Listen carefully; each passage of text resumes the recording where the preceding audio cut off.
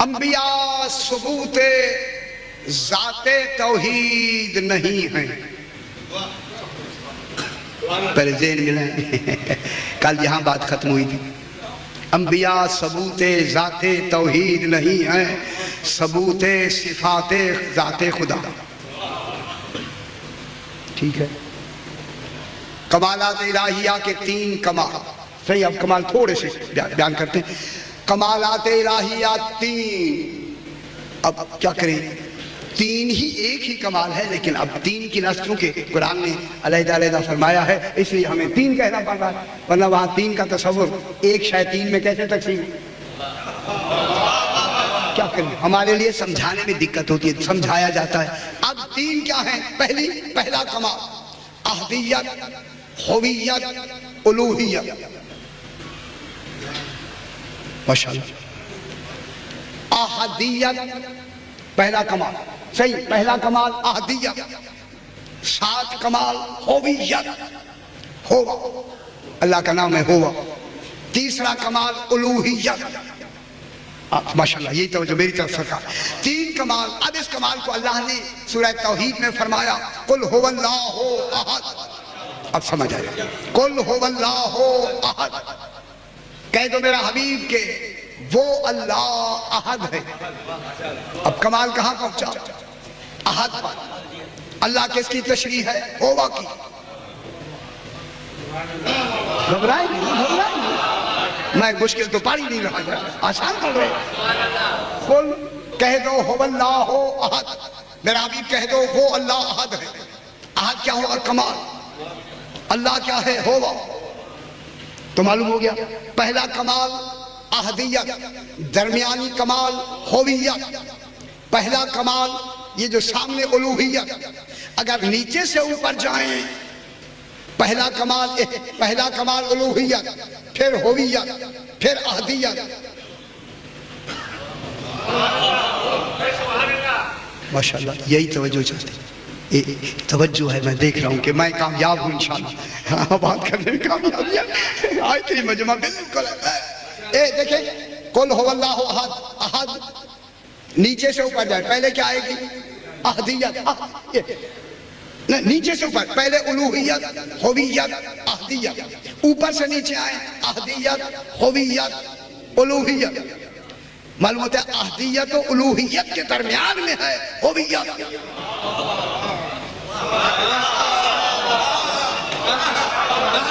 وہ جو ہویت ہے، ہویت یہ درمیان میں ہے. معلوم ہوتا ہے اس ہویت کا تعلق احدیت سے بھی ہے، الوہیت سے بھی ہے. ذہن ملائیں، خدا کے لیے ذہن ملائیں. اللہ اکبر.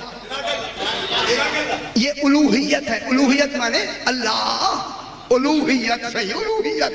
اس کے آگے کیا ہے؟ ہویت. ہویت کیا ہے؟ اللہ کا ہوا ہونا. ہوا اللہ کا نام ہے، ذاتی نام ہے ہوا.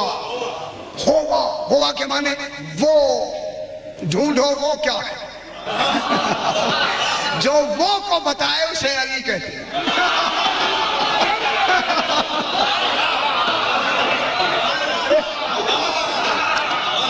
جو ہوا بتا دے اسے علی کہتے ہیں. جنگ جمل میں علی کیا پڑھ رہے ہیں؟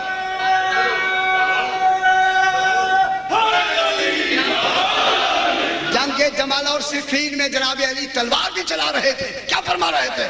لا الہ لا ہوا الا ہوا، لا ہوا الا ہوا، تاکہ دنیا مجھے خدا نہ کہے، وہ خدا ہے.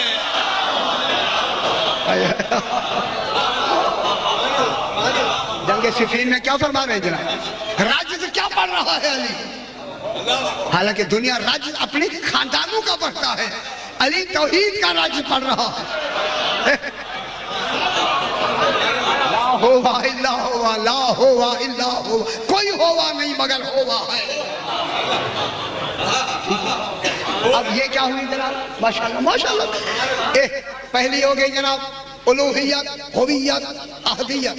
یہ جو الوہیت ہے، الوہیت، اس الوہیت کو بتانے کے لیے انبیاء آئے. توجہ فرمائیں، صحیح توجہ فرمائیں. ہویت بتانے کے لیے آئے. یہ جو ہویت ہے نا، جو اس کی ذات ہے، ان کی شریعت میں اس ہویت کی تکلیف ہی نہیں دی. ان انبیاء کو ہویت کا علم ہی نہیں دیا گیا. یہی وجہ تھی چونکہ یہاں ہویت کا علم نہیں تھا، لہذا شریعت منسوخ.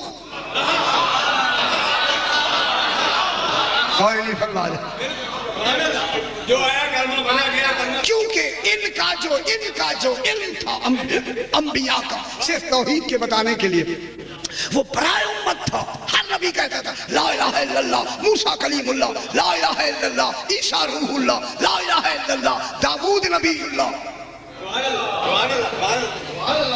ہمیں پہچانو کہ ہم اللہ کے بھیجے ہوئے ہیں. اور یہ اللہ کو کیسے ذات کو پہچانتے تھے؟ صفات سے. چونکہ زندہ کرنا اللہ کی صفت ہے، خلق کرنا اللہ کی صفت ہے. عیسیٰ علیہ السلام خلق کر دو، ہاتھ پھیرو، مردہ زندہ ہو جائے گا. ہاتھ پھیرا، مسیح کے معنی ہاتھ پھیرا تو کیا ہو جاتا تھا؟ مردہ. لولا ٹھیک، اندھا جو نابینا تھا ٹھیک. تو کیسے صفات کا ثبوت دیا؟ صفات سے. صفات سے ذات کا ثبوت دیا، ذات سے ذات کا ثبوت نہیں دیا.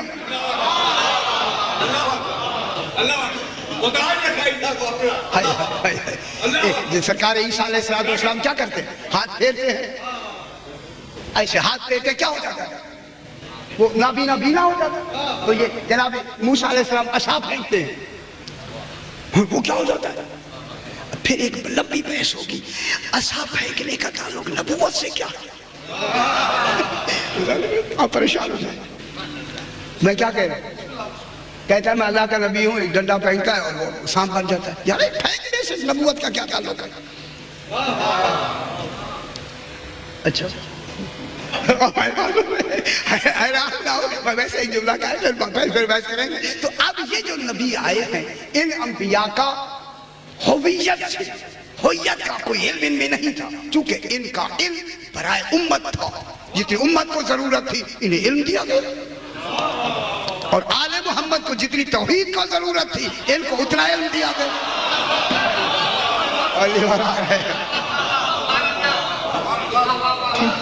ان کو کتنا علم دیا؟ جتنی امت کو ضرورت تھی. امت کو توحید بتانے کی ضرورت ہے، توحید جتنی سمجھ سکتے ہیں بتاتے رہو، لیکن وہ بھی صفات کے ذریعے، ذات کے ذریعہ نہیں. ذات خدا کے لیے میں کراچی میں کہہ رہا ہوں، میں بات میری ٹیپ ہو رہی ہے، خدا کے لیے اگر کوئی اشتباہ ہو تو ٹیپ سن سکتے ہیں. ذات کا ثبوت کبھی بھی، ثبوت میں کہہ رہا ہوں، عرفان نہیں. ذات کا ثبوت جب بھی ہوگا ذات سے ہوگا.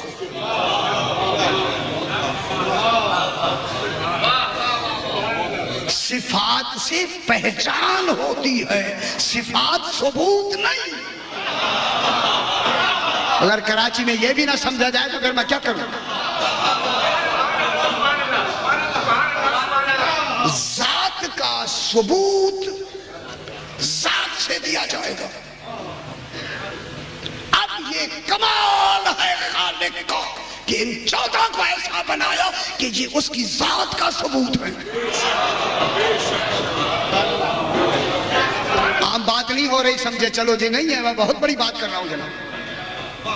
ذات کا ثبوت ذات سے ہوتا ہے.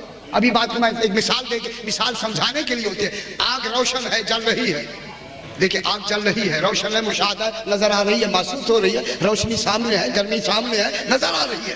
یہ جو نظر آ رہی ہے یہ کیا ہے؟ فرمائیے. ابھی پتہ لگ جاتا ہے.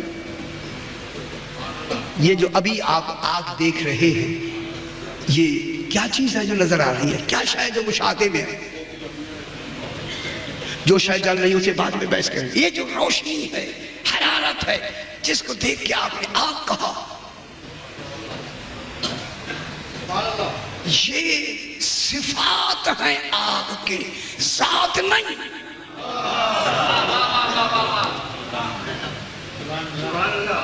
کیوں بات مشکل ہوئی؟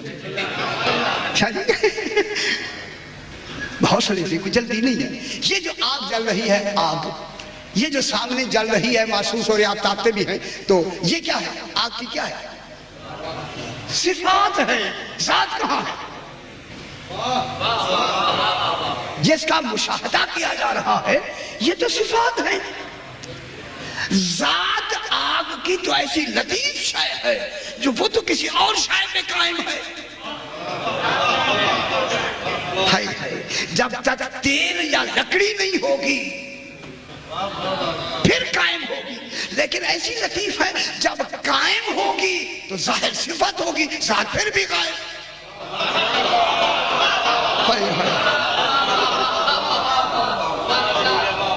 میں کیا کہہ رہا ہوں؟ اگر آگ جلنے بھی لگے گی تو جلے گی کیا؟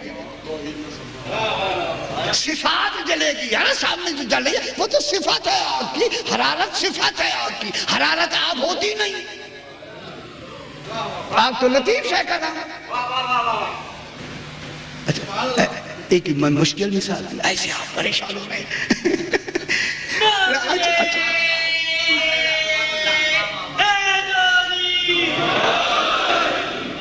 اچھا چلو میں یہ جو آگ ہے نا، آگ ٹھیک ہے، کیا آگ یہ جو جل رہی ہے یہی آگ ہے؟ جب تک کہ لکڑی نہ ہو تو یہ تو سامنے آتی نہیں. اصل شاید وہ لکڑی وہ جو پیچھے آئی ہے جس پہ یہ آگ قائم ہے. تو پھر آگ کس سے پہچانی گئی؟ صفات سے، ذات سے تو نہیں پہچانی گئی.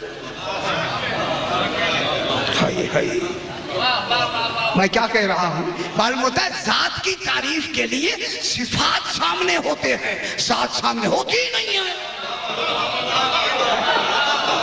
اللہ آل محمد صفات میں ذات کا ثبوت ہے، صفات میں پہچان ہے.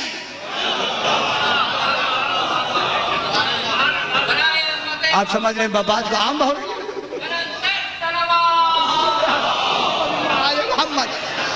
صفات میں آل محمد صفات میں پہچان ہے، ذات کا ثبوت ذات سے ہوتا ہے. پھر یہ کیا فرمائیے؟ اب پریشان نہ ہو. بالکل بالکل اللہ یہ اللہ نہیں ہے. اب بالکل میں اللہ اور ان کے درمیان ہوں، ایک باریکی نقطے میں کھڑا ہوا ہوں.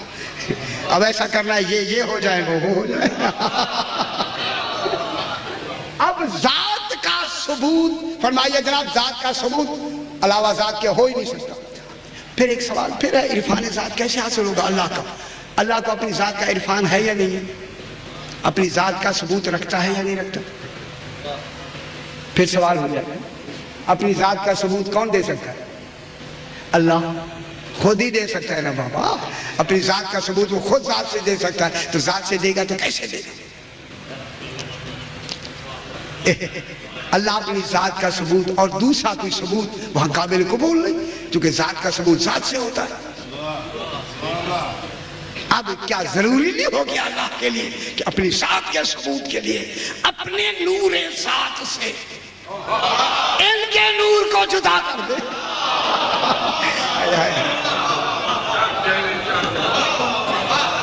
بابا ان کا جدا ہونا ہی جو ان کا مخلوق ہونا ہے، ورنہ شے تو وہی ہے جو اوپر ہے. ان میں اور خدا میں فرق کیا ہوا؟ صرف جدا ہونا. اس نے جدا کیا، یہ مخلوق ہو گئے، جدا کرنے والا اللہ ہو گیا. فرق تو جدائی میں آیا.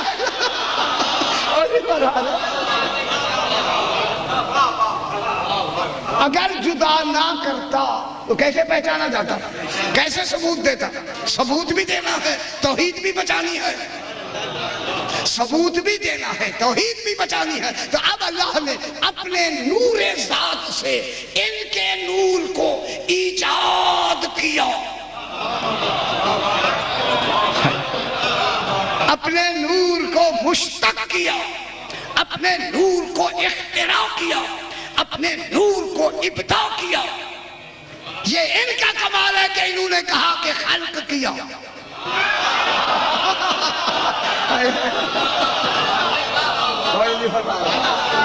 یہ ان کی دیانت کا کمال ہے کہ انہوں نے کہا خلق کیا. بھائی یہ خلق ہونا ہی ان کا عبد ہونا ہے، اس کا خالق ہونا ہی معبود ہونا ہے. بس یہ ہونے والا فرق ہے نا، ہونے والا. اسی ہونے والے فرق نے ان کو الگ کر دیا، اسے الگ کر دیا. جو شاید وہاں ہے وہ یہی تو یہی ہوئی تو یہ. چلیے بعد میں پھر سب میں کیا کہہ رہا ہوں صحیح. اپنے نور ذات سے کیسے جدا کیا؟ اول ما خلق اللہ نوری واشتقہ من جلال عظمتہ وابتدأہ من نورہ.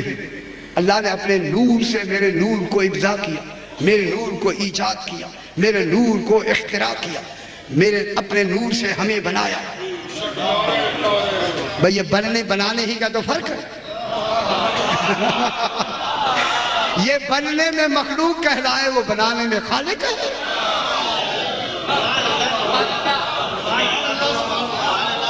بننے میں کیا بن گئے؟ مخلوق. اچھا ابھی ہے تھوڑا سا بس آج یہی بات، کل انشاءاللہ اسی سے بحث کریں گے ایک عجیب طرح کی، پھر اسے انشاءاللہ ایک مقام پر لے آئیں گے، پھر پتہ لگے گا کہ ان کا قرب کتنا ہے اللہ کے ساتھ انشاءاللہ. آج یہی سرکار نے فرمایا میسم جاؤ کوفے کی فلاں مسجد کے سامنے جو مکان ہے اس میں میاں بیوی رات سے لڑ رہے ہیں، ان دونوں کو لے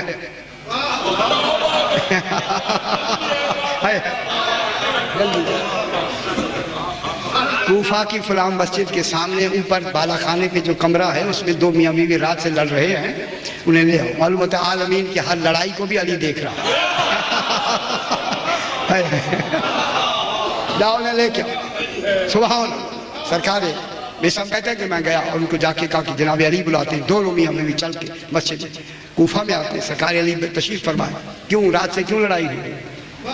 ہاں یہ جو آدمی ہے جس کی لڑائی ہو رہی ہے یہ جناب علی کا ساتھی ہے، یہ جنگوں میں شریک رہا ہے. اس نے ایک بڑی عمر والی عورت سے شادی کی. زیادہ عمر والی بیوی سے شادی کی تو لڑائی شروع ہو گئی. یہ نہیں یار بابا میں یہ مطلب نہیں ہے جو آپ سمجھ رہے جیسے جو ہے وہ میں کہہ رہا ہوں. اچھا اس کا مقصد ہے کہ حالات ایسے لگتے ہیں. اثر جلدی ہوا اس کا مطلب وہ بات ہے ضرور. اچھا ہوا یہ کہ وہ لے کے آگئے. سرکار نے فرمایا کیوں لڑائی کیوں؟ سرکار جوں ہی یہ گھر میرے بیوی رات آئی ہے طبیعت نے کہا کہ بھائی سے فوراً گھر سے نکال دو. گھر سے بیوی سے کہا ایسے تصور ہے میرے آنکھوں کے سامنے یہ نہ کھڑا ہو. وہ کہتا تھا میں گھر سے نکال دوں، وہ کہتی تھی میرے آنکھوں کے سامنے نہ آئے. سرکار نے فرمایا جتنی صحابہ بیٹھے تھے فرمایا یہ ہماری تنہائی کی بات ہے، راز کی باتیں دوسرا نہ سنے. یہ ہیں ستار العیوب.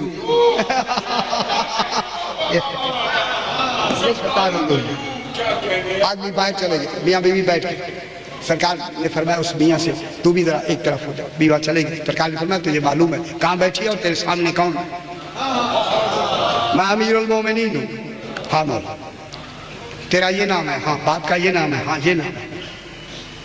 اب میں بالکل پردے سے بات کو آگے بڑھا رہا ہوں. بات ہی پردے کی کہ اچھا اس لڑکے کو جانتے ہو جس سے شادی ہوئی؟ نہیں. ٹھیک ہے. تیرا یہ نام ہے، باپ کا یہ نام ہے، اور یہ ہوا کہ تیرے چچا زاد سے کچھ تعلقات تھے اور تیرا باپ ان کے تعلق سے دور رکھنے کے لیے تجھے الگ ایک مکان میں نقل مکانی کر کے وہاں گیا. لیکن رات کی تنہائی میں تو کہیں رفع کے لیے گئی، رفع حاجت کے لیے. وہاں ملاپ ہوا زبردستی، بچہ ہونے کا وقت آ گیا. بچہ اسی کا بچہ ہو گیا. سمجھ گئے؟ بس کافی جلدی سے نکال دیا. ہو گیا تو نے یہ راز باپ کو نہیں بتایا، صرف ماں کو. جب بچہ پیدا ہوا تو فلاں کمرے میں فلاں وقت میں تجھے بچہ پیدا ہوا. جو وقت بھی بتایا اسے علی کہتے ہیں. بچہ پیدا ہوا تو اور تیری ماں اس بچے کو ایک زرد تولیے میں لپیٹ کر قربان زرد تولیے میں لپیٹ کر اپنے اس کو چھپانے کے لیے جا کے کوڑے میں جا کے تم نے اس بچے کو گرا دیا، ڈال دیا، کوڑے میں ڈالا. جو ہی کوڑے میں ڈال کے پلٹنے لگی ماں اور تو فوراً ایک کتا آیا اور کتے نے اس بچے کو منہ لگانے کے لیے یا کھانے کے لیے تو نے اسے پتھر مارا. माँ होते हुए उस बच्चे को पत्थर मारा, कुत्ते को नहीं लगा, उस लड़के बच्चे को जाके पत्थर लगा, खून बहने लगा। फौरन तेरी माँ घर गई और पट्टी ले आई, उसे पट्टी की, फिर लपेट के आप चली गई। फिर रात को फिर एक मरतबा आके पट्टी कर गई, फिर सुबह सवेरे आके 2 मरतबा पट्टी कर गई। फिर बताएं फिर क्या हुआ? बोला कोई खबर नहीं। अल्लाह सुभान अल्लाह। ये कहकर सरकार ने फरमाया, ये कहकर सुबह जब दिन निकला तो एक आदमी फुला बिन फुला एक आदमी यहाँ से गुजरा। उसने देखा एक बच्चा जिंदा है और मजबले पे यानी पूरा क्रिकेट में पड़ा हुआ। उसने उठाया और उठा के घर ले गया, परवरिश की, जवान हुआ। जवानी के बाद उसने नकल मकानी करके कूफे में आया। मैं क्या कह रहा हूं? नकल मकानी करके कूफे में आया और उसी के बाप ने उसी से तेरी खास्तगारी कर दी। ना तुझे खबर थी ना बच्चे को खबर थी। हाय हाय, ये तो तेरा बेटा था जैसे तेरा निकाह हुआ है। गौर नहीं फरमा रहे?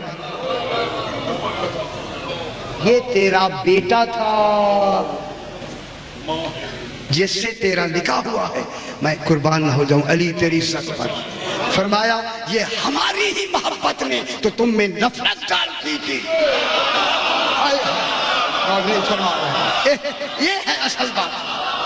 ये जो तुम दोनों में नफरत पैदा हुई सबब ही हमारी मोहब्बत है। दोनों में नफरत हुई इसीलिए रात सारी तुम झगड़ते रहे। तुम्हारा तो निकाह नहीं हो सकता था। ये बेटा है तेरा, तू इसकी माँ है, माँ बेटे का निकाह हराम है। अल्लाह ने तुम्हें इस हराम से बचाया है। बस इतना कहना था। कहने लगा मौला वो बचाने का सबब क्या है? कहा मेरी तरफ देख, मेरी ही तो मोहब्बत थी, हमारी विलायत ही का तो इकरार है। हाय हाय, जिस इकरार ने तुम्हें हराम से महफूज रखा। ये कौन है? ये है सबूते ज़ाते तौहीद।